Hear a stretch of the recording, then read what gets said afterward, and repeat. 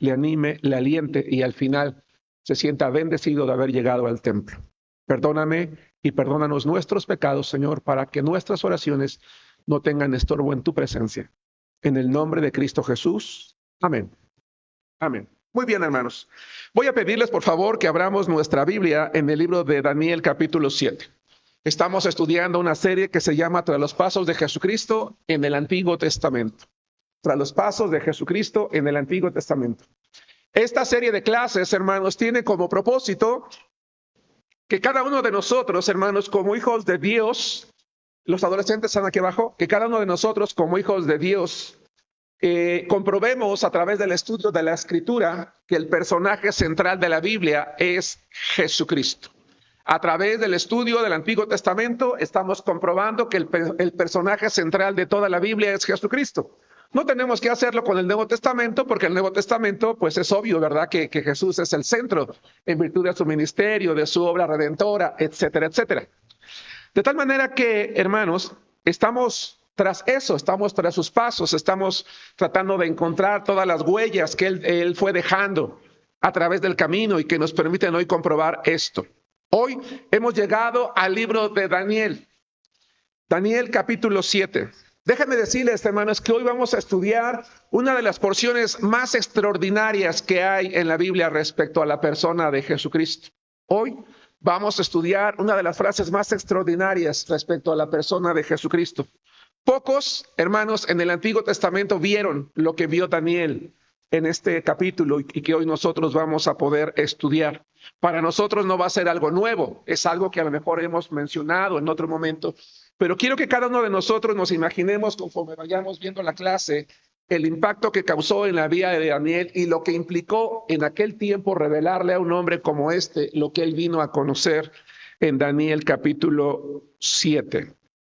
La palabra de Dios dice, Daniel capítulo 7, versículos 9 al 14, aunque el tema se centra en los versículos 13 y 14. Daniel capítulo 7, versículos 9 al 14. Estuve mirando hasta que fueron puestos tronos, y se sentó un anciano de días, cuyo vestido era blanco como la nieve, y el pelo de su cabeza como lana limpia. Su trono llama de fuego, y las ruedas del mismo fuego ardiente. Un río de fuego procedía y salía de delante de él, millares de millares le servían, y millones de millones asistían delante de él. El juez se sentó, y los libros fueron abiertos.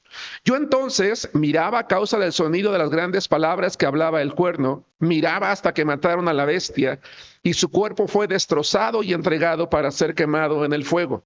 Habían también quitado a las otras bestias su dominio, pero les había sido prolongada la vida hasta cierto tiempo.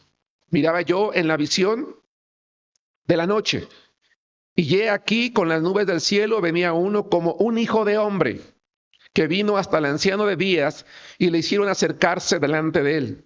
Y le fue dado dominio, gloria y reino, para que todos los pueblos, naciones y lenguas le sirvieran, y su dominio es dominio eterno que nunca pasará, y su reino uno que no será destruido. Hermanos, decía yo hace un momento en la introducción, bueno, el título de la clase del día de hoy se llama Jesucristo es el Hijo del Hombre. Y decía yo hace rato, hermanos, en la parte introductoria, que esta es una de las porciones más bellas, más impresionantes, más impactantes que nosotros vamos a encontrar en el Antiguo Testamento respecto a Jesucristo, respecto a los planes eternos de Dios. El día de hoy, hermanos, vamos a aprender que toda la historia del mundo, toda la historia del ser humano, todas las edades, todas las épocas, todos los siglos, ya han sido conocidos por Dios. Vamos a aprender el día de hoy que Dios es el Dios de la historia, que nada sucede sin su voluntad, sin que Él lo permita. Vamos a ver que Él tiene el control de todas las cosas y que en virtud de que Él tiene el control de todas las cosas, cada uno de nosotros como hijos de Dios, sean mujeres u hombres, debemos de aprender a confiar en ese poder de Dios. Dios Daniel, dice la Biblia, en el capítulo 7, ve un trono en el cielo.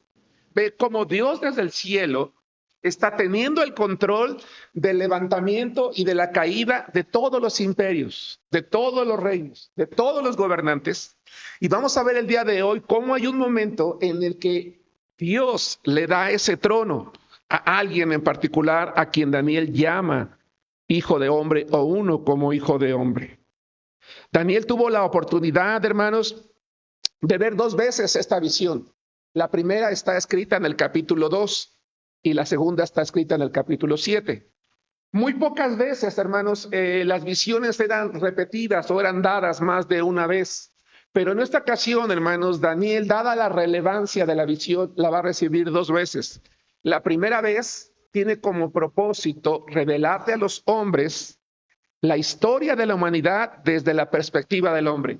Cómo el imperio del rey Nabucodonosor se iba a levantar, cómo el imperio medio persa lo iba a destruir, cómo los griegos iban a saltar a la historia, cómo los romanos un día conquistarían a todo el mundo. Aquellos hermanos que han tenido la oportunidad o hemos tenido la oportunidad de estudiar en la escuela, y si traemos a la memoria nuestras clases de historia, nos vamos a dar cuenta que en la historia los grandes imperios, Egipto, Babilonia, decía hace rato medio Persia, Grecia, ¿quién no ha oído hablar en la escuela secundaria, por ejemplo, del gran Alejandro Magno, por ejemplo, ¿no? O de Roma, el imperio más grande en la historia de la humanidad, si mal no recuerdo, 10, 14 siglos, uno de los más grandes, de los más poderosos, y que finalmente terminó cayendo. La Biblia profetiza el levantamiento de esos imperios. Y Dios desde el cielo está determinando el levantamiento y la caída. Y le está diciendo a un hombre llamado Nabucodonosor, tú estás allí porque yo te estoy permitiendo que llegues. Y un día le revela a Daniel, tú ya viste el futuro de la perspectiva del hombre, pero ahora quiero que la veas desde la perspectiva mía, porque los hombres desde el mundo creen, nosotros tenemos el control.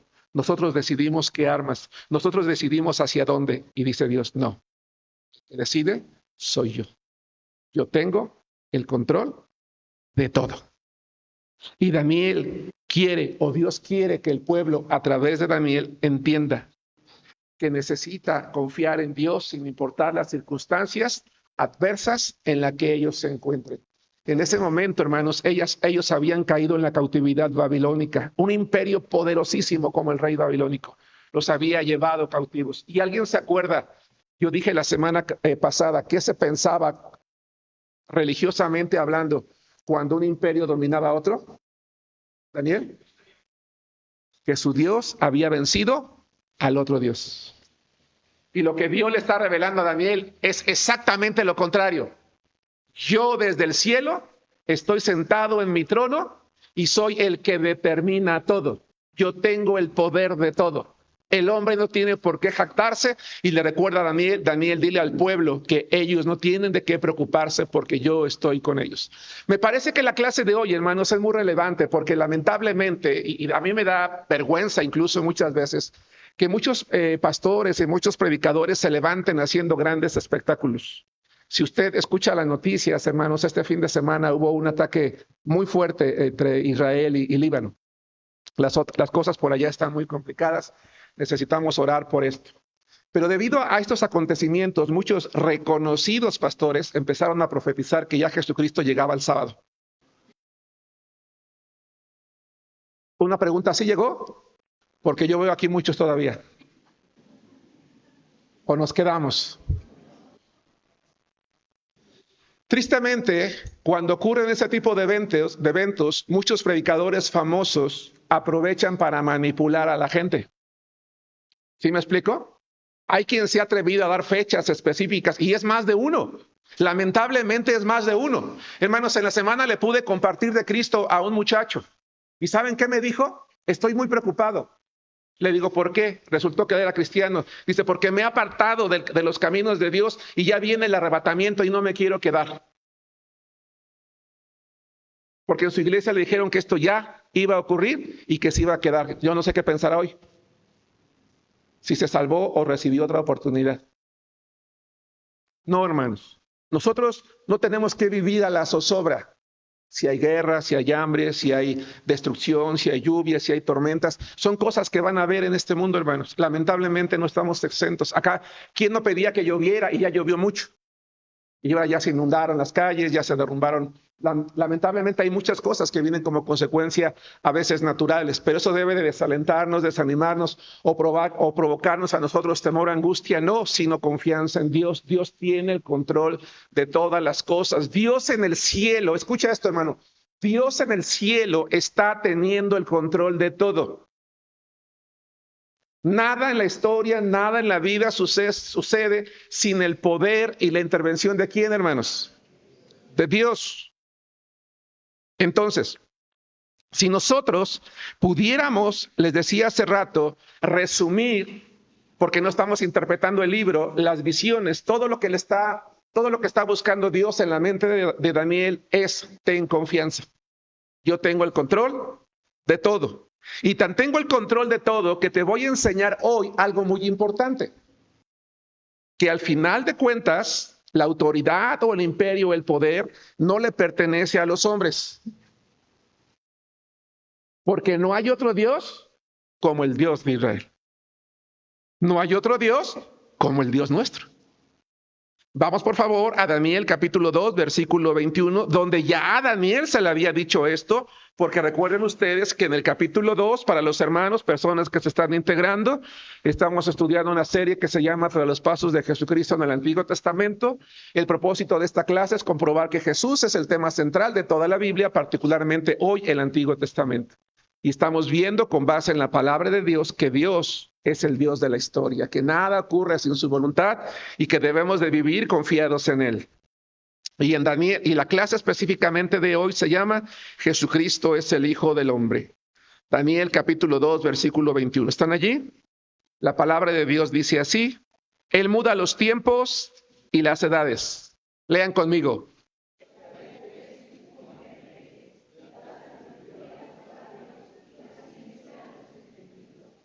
Dice, Dios es el dueño del tiempo.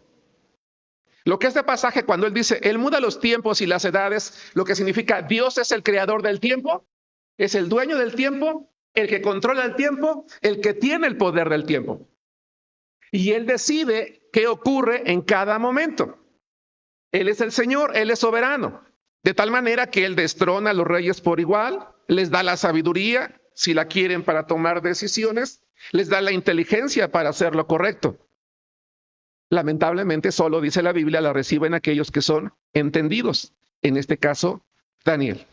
Entonces, a través de Daniel, hermanos, Jehová le hace saber al rey Nabucodonosor, un rey que se creía muy fuerte, que se creía muy poderoso, que humanamente hablando sí era muy sabio, que asimismo probablemente se creía un Dios, y le está diciendo no hay otro Dios como el Dios de Israel. Hermanos jóvenes, señoritas, aprovechando que están aquí el día de hoy. Cuando uno es joven, cuando uno es un adolescente, un joven, es el mejor momento. Ustedes están en el mejor momento. El mejor momento para que una persona, un individuo, un joven o una señorita decida qué camino tomar en el aspecto religioso o en el aspecto espiritual es la adolescencia y es la juventud. El problema es que cuando somos adolescentes y somos jóvenes nos dejamos impresionar por todo.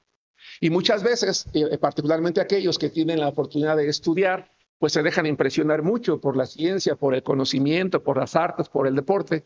Y terminamos creyendo que no nos hace falta Dios, que Dios no es importante o que incluso hay otras cosas más grandes o más importantes. O yo conozco jovencitos que están muy metidos en el budismo, que están muy metidos en el yoga, que están muy metidos en lo que tiene que ver con lo místico, en que les limpien sus chakras, en que les abran los quién sabe qué y no sé qué tanto, ¿verdad? Pero yo quiero decirte una cosa, que no hay más Dios que nuestro Dios. Y no hay nada más grande que Dios. Así que la mejor decisión que tú como joven, señorita, puedes tomar es entender esto. Que tú no debes de vivir con miedo y con temor porque hay alguien que puede tomar el control de tu vida y ese es Dios. Ese es Dios. Si algún día necesitas sentirte seguro, segura, tranquilo o tranquila, o no sabes qué hacer con tu ansiedad, con tu temor, con tu miedo, simplemente ora a Dios porque Dios, no hay nadie como Dios. Él es el Dios de la historia. No hay nada que pase. Le compartí de Cristo a otra persona y me decía, es que tengo ansiedad. Y le decía, ¿por qué tienes ansiedad? Dice, porque tengo mucho miedo de lo que vaya a pasar en estos días. Tengo mucho miedo de lo que va a pasar el día de mañana. Le dije, no tengas miedo, confía en Dios. Dios tiene el poder y el control sobre qué, sobre todo. Pero a veces los cristianos que tenemos también ya mucho tiempo en la iglesia, estamos así, estamos a la zozobra. Estamos con el miedo, estamos con el temor. No hay otro Dios como el Dios de Israel, no hay otro Dios como el nuestro. Él es poderoso. Toda la historia de la humanidad, hermanos, está en sus manos. Hace rato yo decía, los grandes imperios, Babilonia, Persia, Grecia, Roma, etcétera, han surgido por su voluntad. Han surgido en el momento adecuado, cuando Él lo permitió, y han terminado en el momento adecuado, cuando Él así lo terminó. Quiero que vayan conmigo al libro de Hebreos capítulo 1, versículo 12, y la pregunta es ¿por qué? Estamos entendiendo primero que nada el contexto, nos estamos introduciendo para comprender qué es lo que está queriendo dejar en la mente Dios, qué es lo que está queriendo Dios dejar en la mente de Daniel, para después descubrir quién es ese como hijo de hombre que él ve en la visión, valga la redundancia, que el Señor le está dando. Primero que nada, estamos dejando en claro que lo que está viendo Daniel en el cielo es que todo lo que ocurre en el mundo, todos los imperios, gobiernos, gobernantes, no está ocurriendo sin el control y la autorización de Dios. Él tiene el control de todo, en la historia, en el mundo, en el universo. ¿Por qué? Vamos a ver lo que dice Hebreos 1:2. Hebreos 1:2. ¿Estamos allí? La palabra de Dios dice, en estos postreros días nos ha hablado por el Hijo, a quien constituyó heredero de todo y por quien asimismo, ¿qué dice? ¿Hizo qué? Aunque la palabra ayón que utiliza el autor de Hebreos está muy bien traducida como universo, hermanos, repito, aunque la palabra griega ayón, que se traduce como universo, está excelentemente traducida, esa palabra tiene una connotación más amplia, porque una traducción más literal sería el espacio del tiempo. Eso suena diferente, ¿a poco no? Dios creó el espacio del tiempo. Dios creó las eras. Dios creó las edades. Por eso decía yo hace rato, Dios es el creador del tiempo. Y al crear las edades, los tiempos, creó por supuesto los mundos, creó por supuesto el universo. Y Él ha determinado qué ocurrió desde el principio y qué ocurrirá hasta el final. Cuánto durará cada evento, cada suceso, cada acontecimiento. De tal manera que en ese cuadro que abarca desde el principio hasta no sé cuánto, pero hay un final de todo, Dios ya tiene determinado el principio, tiene determinado el final y conoce cada una de las eras, cada uno de los tiempos y lo que va a ocurrir en ese momento. Y en todos esos tiempos, en ese tiempo, Él no solamente tiene el control de todo, sino que puede tener el control de tu vida y de la mía. Por eso es que podemos confiar en Dios. Nada entonces en el universo pasa incluso sin la voluntad de Dios. Por eso todo el universo está en movimiento, hermanos. Porque es el reflejo diario de un Dios que está vivo, ¿o no? Tal vez tú o yo estamos ahí sentados con las manos cruzadas o las piernas cruzadas viendo, pero tu organismo está funcionando, está en movimiento. Si no, estaríamos muertos. El universo está, permítanme usar la frase vivos para tratar de explicar eso, porque depende de un Dios vivo que tiene el control. He dicho muchas veces, un planeta no va a chocar con otro. No, un día vamos a perder la trayectoria y vamos a ir a chocar con Marte y va a explotar todo. No, Dios tiene el control de todo. Y nada ocurre sin su voluntad, porque, insisto, no solamente es el Señor del tiempo, sino que por medio de Cristo hizo todo y determinó algo en la historia, que vamos a ver un poquito más adelante. Regresemos a nuestro pasaje, Daniel capítulo 7, versículo 13. La palabra de Dios dice en Daniel 7:13. ¿Hasta aquí hay alguna pregunta? ¿Es claro? Bien. La palabra de Dios dice, miraba yo en la visión de noche y he aquí con las nubes del cielo venía uno como un hijo de hombre, que vino hasta el anciano de días y le hicieron acercarse delante de él. Hermanos, la pregunta es, ¿Quién es ese hijo de hombre? ¿Quién es aquella persona, hermanos, que vio a aquel profeta? ¿Qué le estaba mostrando Dios a este hombre, hermanos, siglos antes del nacimiento, hermanos, del Señor Jesucristo? Lo que Él está diciendo o lo que Él está enseñando, hermanos, lo que Dios directamente le está enseñando a Daniel, es que una persona que en su ser encerrará divinidad y humanidad, recibiría al final los tronos, los reinos y la gloria de todo el mundo por todos los tiempos. Lo que le está diciendo es que un día ese hombre, ese varón, vendría al mundo, pero que no sería cualquier hijo de hombre, sino sería ese Dios hecho hombre, porque Jesucristo es Dios. 100% Dios y 100% hombre, porque se humanó, tomó una forma como la nuestra, ¿verdad? Se despojó de su gloria, pero no de su deidad. Por eso es que Jesucristo es ese Dios hombre y es al que está viendo Daniel. Y lo está viendo en el momento en el que Dios le está designando o le está dando todo el dominio, toda la gloria, todo el reino, antes incluso de venir al mundo. Él es el Señor de todo. Por eso, Él no rechazó ser el rey cuando vino. Lo que rechazó fue reinar en ese momento. No sé si me explico. Por eso Él no rechazó ser el rey. Lo que rechazó fue reinar porque no era el momento. Pero ya todos los reinos le han sido dados a Jesucristo. Él es el rey, el Señor de señores. Y vamos a encontrar nosotros en la Biblia, hermanos, que la palabra o la frase hijo de hombre, ¿qué creen, hermanos? Era la frase favorita de Jesucristo para designarse a sí mismo. ¿Se han dado cuenta de eso en la Biblia? La frase favorita con la que Jesucristo se designaba a sí mismo es hijo de hombre. Y vamos a ver por qué. Vamos a ver algunos detalles, 7 en particular, suenan muchos, no se preocupen, no nos va a llevar demasiado tiempo. Al leer la Biblia, entonces encontramos que el término hijo de hombre era la expresión favorita de Jesucristo para referirse a sí mismo. Vamos a comprobarlo en Juan capítulo 3, versículos 10 al 13. Juan capítulo 3, versículos 10 al versículo 13. ¿Quién es ese hijo de hombre? Alguien que encierra en su persona deidad y humanidad. Jesucristo es Dios.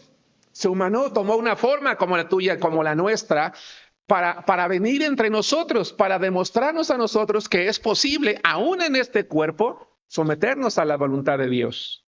Sí, aún en este cuerpo, superar la enfermedad, superar la adversidad, superar las pruebas y todo aquello que tenga que ver, incluida la tentación.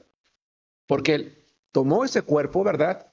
Y demostró que a través de la oración, a través de la sujeción al Padre, era posible vivir agradando a Dios.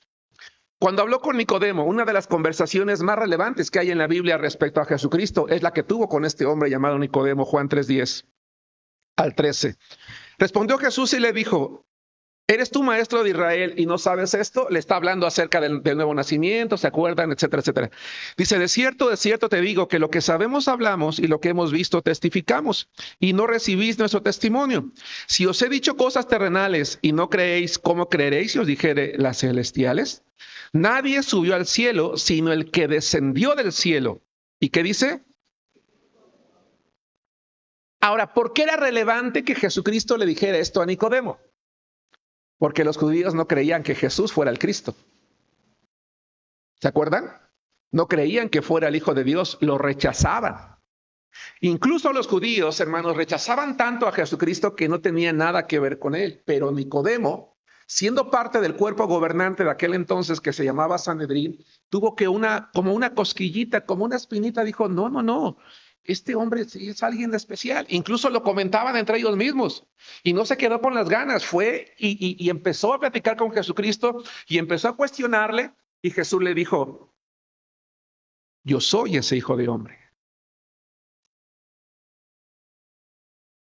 Pero hay algo muy interesante. Nadie subió al cielo. Cuando hablamos de Cristo decimos, ¿y quién bajó del cielo para decirnos que el cielo existe? Cristo vino. Cristo vino a decirnos que hay un cielo, que hay una vida después de la vida, después de la muerte. Dice, sino el que descendió del cielo, el Hijo del Hombre. Pero a ver si tú y yo, hermano, captamos la idea de lo que viene.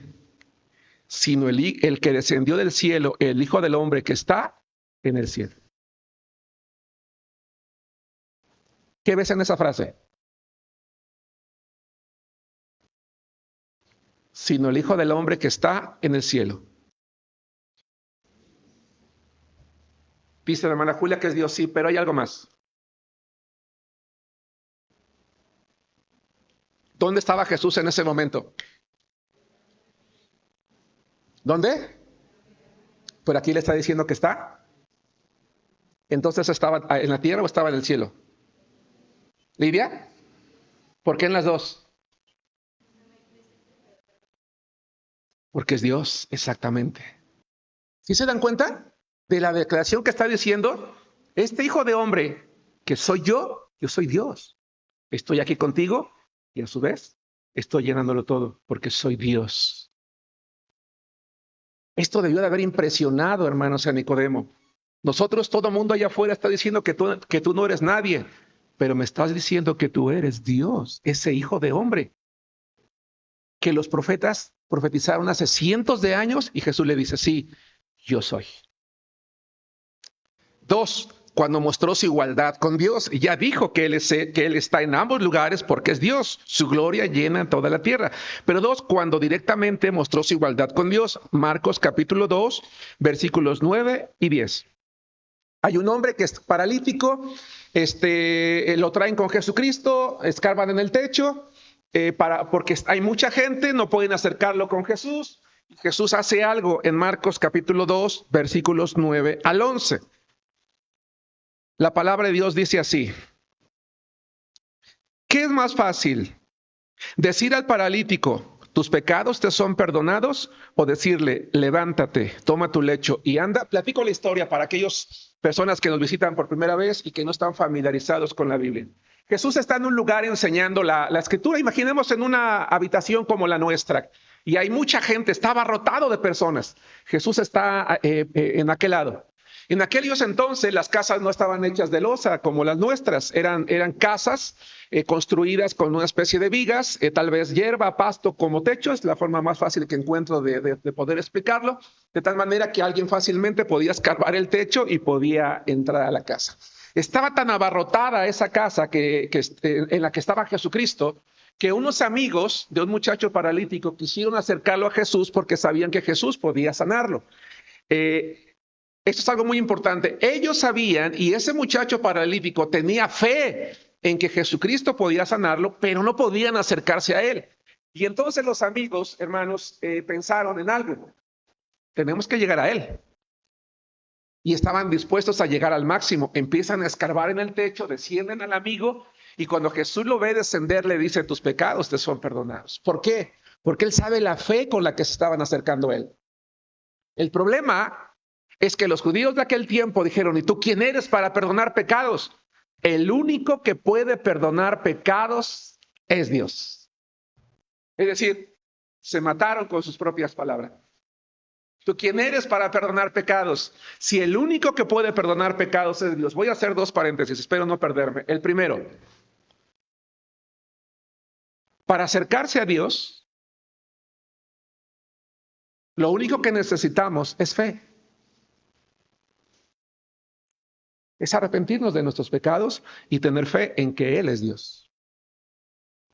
Cuando nosotros reconocemos que somos pecadores, nos arrepentimos, le pedimos perdón a Dios y tenemos fe, Él perdona nuestros pecados y nos da la bendición de ser sus hijos. Él conoce cuando una persona se acerca con fe. No necesita demostrárselo a nadie, Él lo sabe. Para poder tener una relación, una comunión con Dios por medio de Cristo, lo primero que necesitamos es fe.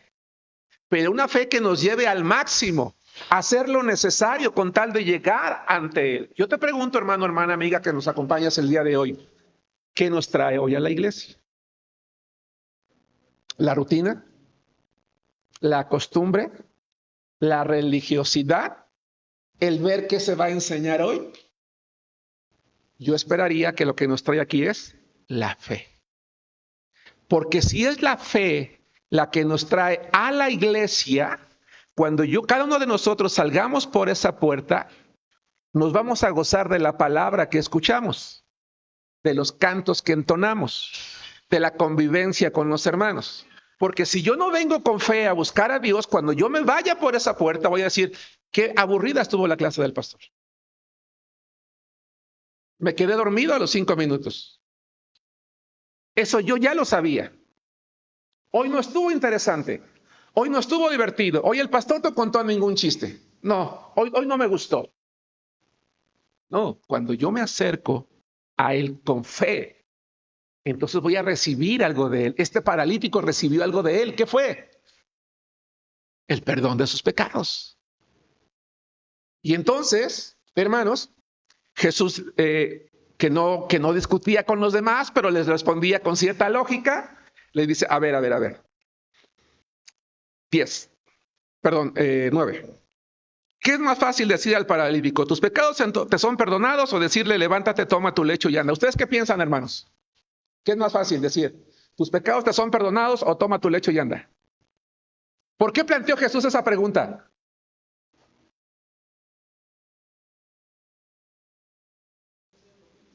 ¿Cómo?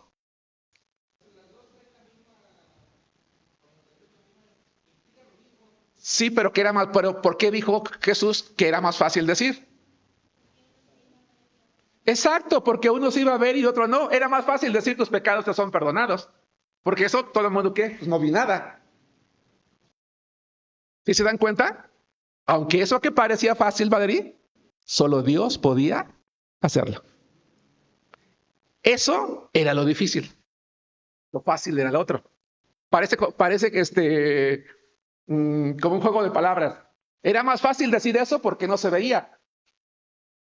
Pero el Señor es Dios. Para Él no hay nada imposible. Eso era fácil para Él porque Él es Dios. Pero les iba a demostrar algo más.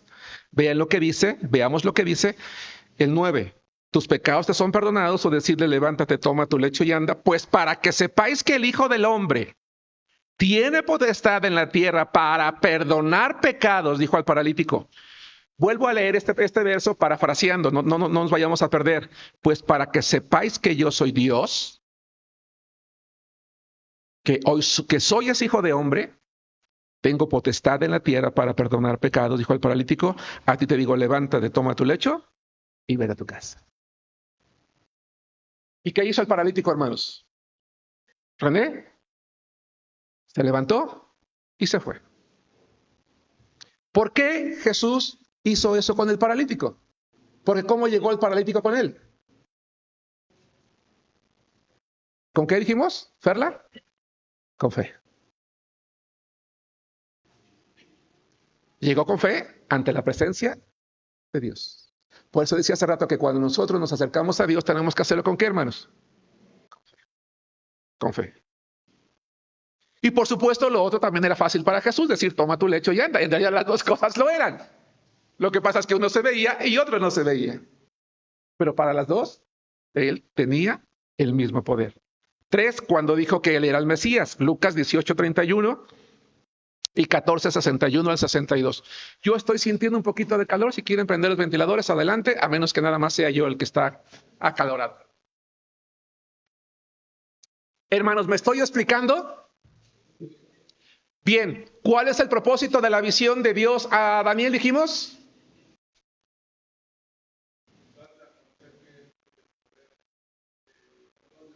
Uno, darle a conocer que Él tiene el poder y el control de todo. ¿Qué más?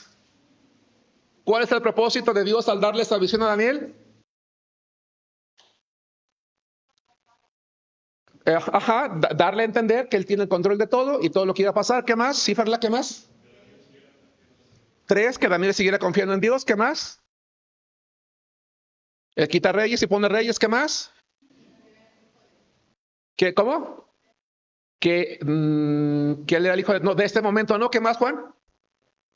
Que Él era Dios. ¿Y qué más? Que no hay otro Dios como el Dios de Israel. No hay otro Dios como el Dios de Israel. Y la manera de demostrarlo es: yo tengo el control de todo, soy el hacedor del tiempo. He determinado el tiempo, he determinado los reinos, he determinado las edades. Quizás a veces lo que ocurre en el Inter no nos agrada. Y no nos agrada no porque se sale del control de Dios, sino porque el hombre que recibe la autoridad o el poder se corrompe. ¿Qué pasaría, hermanos, si nuestros presidentes estuvieran conscientes de que llegan al poder por voluntad de Dios y tomaran la decisión de gobernar de acuerdo a la palabra de Dios? ¿Creen ustedes que el mundo sería diferente? Es que pregunta acabo de hacer tan... ¿No? ¿Pero por qué no ocurre, Samuel? Porque no lo hace. Dios decidió a quién le va a dar la oportunidad. Pero si quien toma la oportunidad no la aprovecha, entonces se va a someter al juicio de Dios. Pero Dios ya se la dio. Eso es algo muy importante. Entonces, 3, cuando dijo que él era el Mesías, Lucas 18:31. Tomando Jesús a los 12, Lucas 18:31. ¿Estamos allí? Les dijo: he aquí subimos a Jerusalén y se cumplirán todas las cosas escritas por los profetas. ¿Acerca de quién? Acerca de mí. Acerca del Mesías. Vamos a Marcos 14, 61 y 62. Marcos 14, 61 y el 62. Entonces, él está diciendo: yo vengo del cielo. Estoy aquí, estoy allá, porque Dios llena toda la tierra. Yo soy Dios porque puedo perdonar pecados. Yo soy Dios hecho hombre, porque soy ese Mesías que iba a venir. Soy ese rey que iba a venir. Marcos 14, 61 al 62. Mas él callaba y nada respondía. El sumo sacerdote le volvió a preguntar y le dijo: ¿eres tú el Cristo, el Hijo del bendito? Y Jesús le dijo, lean conmigo: yo soy.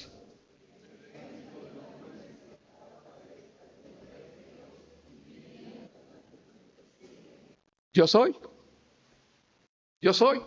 Y lo vas a ver venir y lo vas a ver estar sentado a la diestra del poder de Dios. Es decir, un día va a regresar de nuevo a su gloria, de la cual él vino y donde él había visto.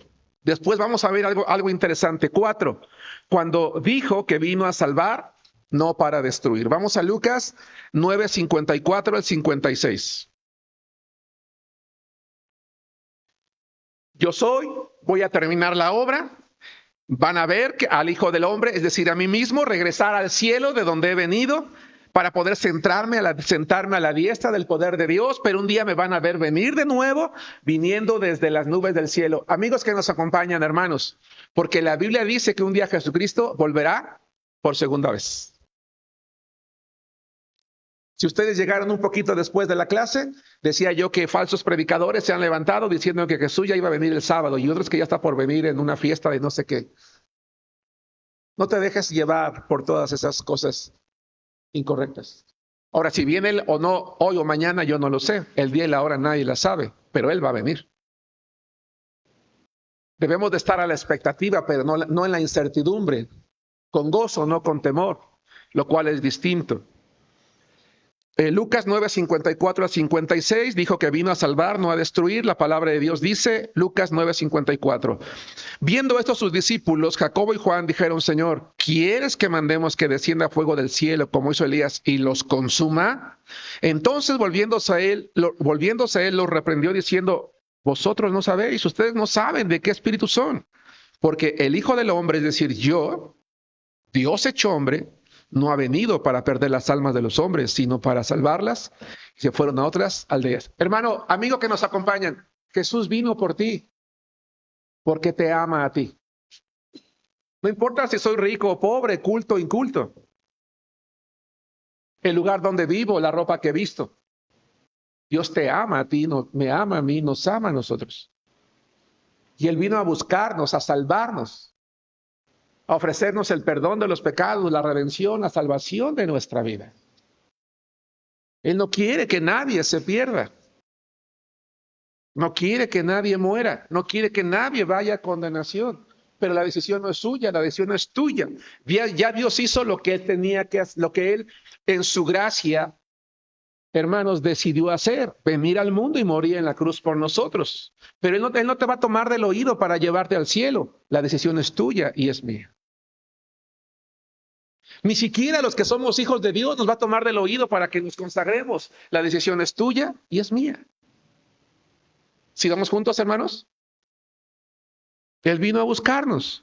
4, cuando dijo que, 5, cuando dijo que él sería el juez.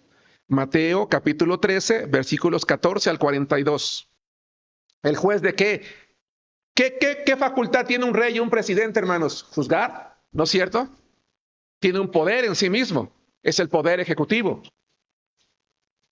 Jesús entonces, como hijo de hombre, como Dios, como rey, un día va a poder usar ese poder para juzgar a todo hombre, a toda mujer, a todo ser humano. De hecho, si ustedes se dieron cuenta, en lo cual yo ya no hice énfasis porque no es propósito de la clase, cuando ese hijo de hombre está en el cielo ante la presencia de Dios, dice que fueron puestos, ¿qué? Los libros fueron abiertos. ¿Los libros de qué?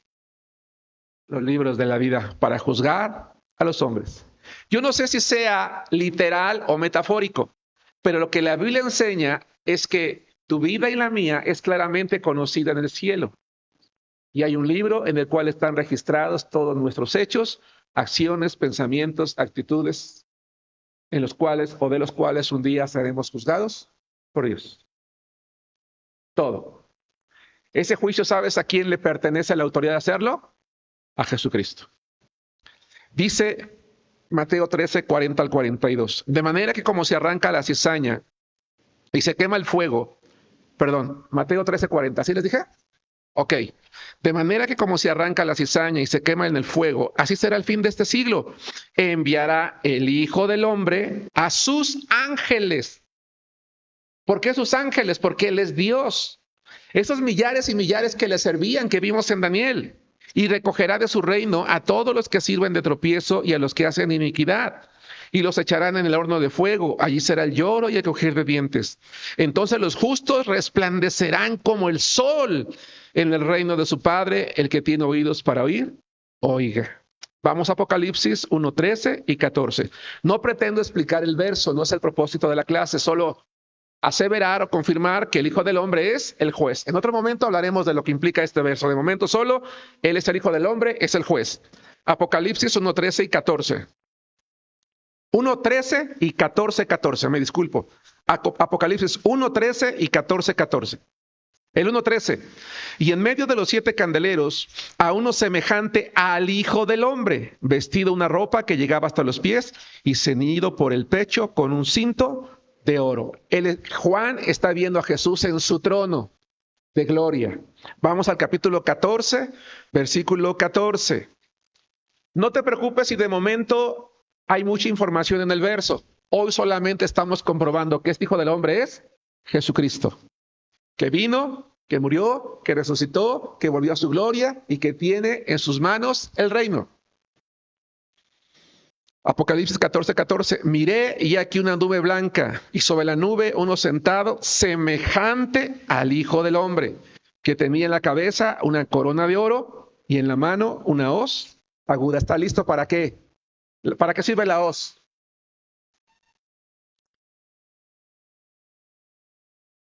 Para el juicio. Así como hay que levantar, cortar las gavillas para ver cuáles son buenas, cuáles sirven, cuáles no, se le está listo ya para el juicio. Y 6, cuando dijo que volvería. Dije hace rato, el Señor vendrá por segunda vez. Qué maravilloso, hermanos. Estemos a la expectativa, que eso sea lo que nos motive, lo que nos mueva. Saber que un día el Señor vendrá por nosotros, hermanos.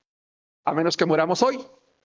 Pero si aún ocurre hoy que muramos, vamos a ir delante de su gloria. No pasa nada. Número 6.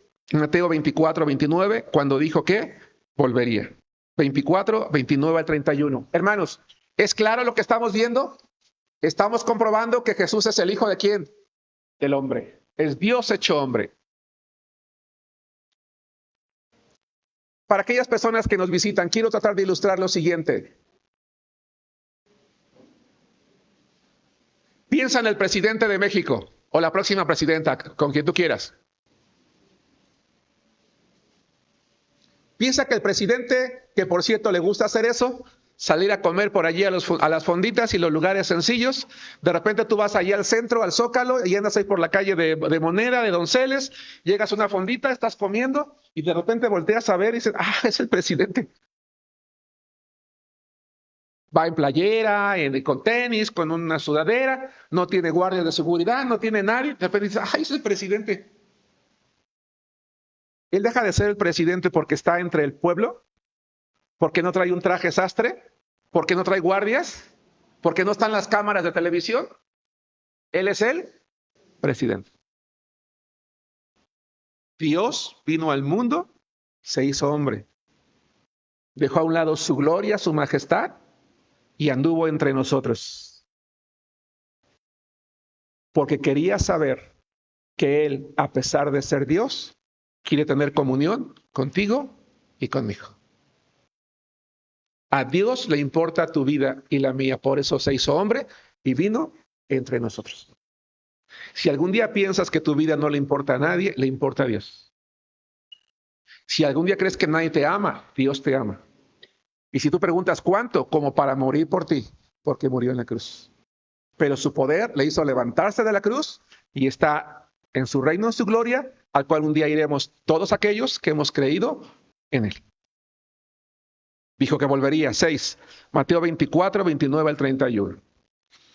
E inmediatamente después de la tribulación de aquellos días, el sol se oscurecerá y la luna no dará su resplandor y las estrellas caerán del cielo y las potencias de los cielos serán conmovidas. Entonces aparecerá la señal del Hijo del Hombre en el cielo y entonces lamentarán todas las tribus de la tierra y verán al Hijo del Hombre viniendo sobre las nubes del cielo con poder y gran gloria y enviará sus ángeles con gran voz de trompeta y juntarán a sus escogidos de los cuatro vientos desde un extremo del cielo hasta el otro. Hermanos, ¿qué va a hacer el mundo cuando Jesucristo venga por segunda vez y compruebe que era verdad? ¿Qué van a hacer todas aquellas personas a las que les hemos hablado de Cristo? Hemos intentado regalarles una Biblia, hemos intentado invitarlas a la iglesia, hemos intentado compartir la palabra de Dios. ¿Sabes qué? Esas son tonterías, esas son mentiras, la religión es un invento, ¿verdad?, del ser humano, Dios no existe, el más allá es irreal, aquí todo se termina, aquí todo se acaba, tú estás perdiendo el tiempo, eres un tonto, te lavas el cerebro. ¿Qué va a hacer la gente? Dice, se lamentará. ¿Por qué no creímos? ¿Por qué no hicimos caso? ¿Por qué no entendimos? El Señor dijo que volvería y el mundo lo sabe. Hermanos, hoy el mundo no ignora que Dios un día va a volver por segunda vez. Si no ve los programas que hace HBO o History Channel, esos canales, hermanos, han hecho documentales de la Biblia, documentales acerca de Dios, acerca de la muerte de Cristo, acerca de su venida. Hoy el mundo no ignora. No ignora. ¿Sí me explicó? Pero a pesar de que no lo ignora, dice, no. 7, ahora sí, cuando fue visto de nuevo en el cielo. En la predicación, por cierto, voy a usar este pasaje otra vez, pero en un tema distinto. Cuando fue visto de nuevo en el cielo. Hechos 7, 55 y 56. Pero Esteban, lleno del Espíritu Santo, puesto los ojos en el cielo, vio la gloria de Dios y a Jesús que estaba a la diestra de Dios. Y dijo, he aquí, veo los cielos abiertos y al Hijo del Hombre que está a la diestra de Dios. Hermanos, volvamos a nuestra porción en estudio, es decir, Daniel capítulo 7, versículo 14. Vamos a nuestra porción en estudio, estoy entrando a la recta final para dejar el tiempo a mi hermano que está dirigiendo el culto de hoy. ¿Es claro, hermanos, el tema de hoy? ¿Me estoy explicando con claridad? ¿Hay alguna duda? ¿Hay alguna pregunta? ¿Hay algún comentario? ¿Hay alguna aportación? ¿Algo no quedó claro? Samuel.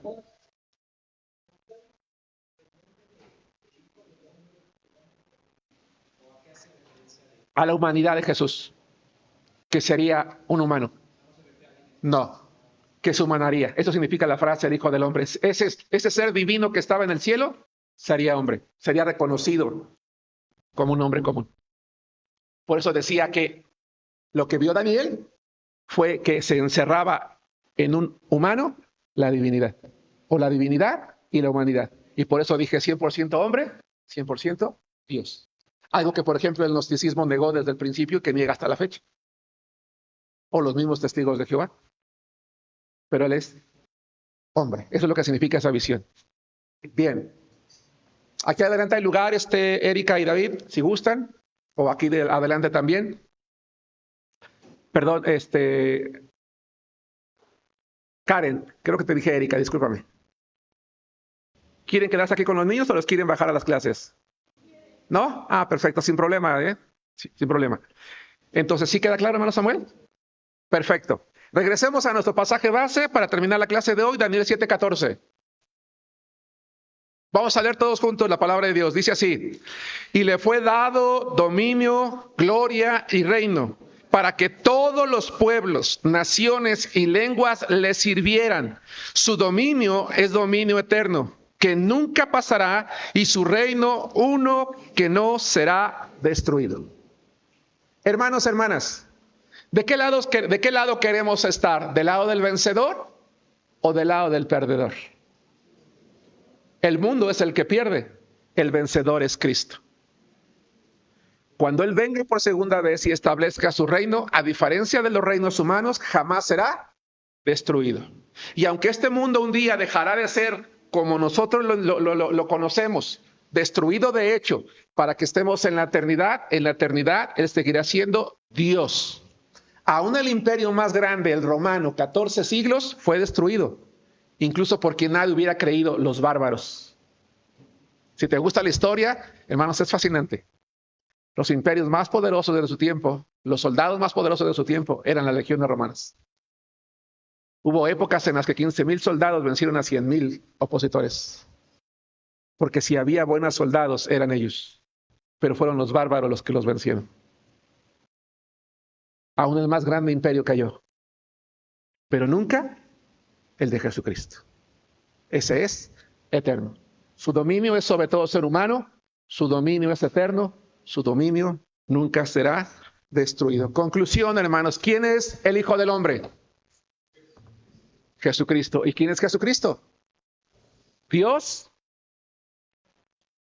Samuel. Hecho hombre. Exacto. Porque si nada más digo Dios, no está mal. Pero Jesucristo es Dios hecho hombre. Que Dios los bendiga, hermanos.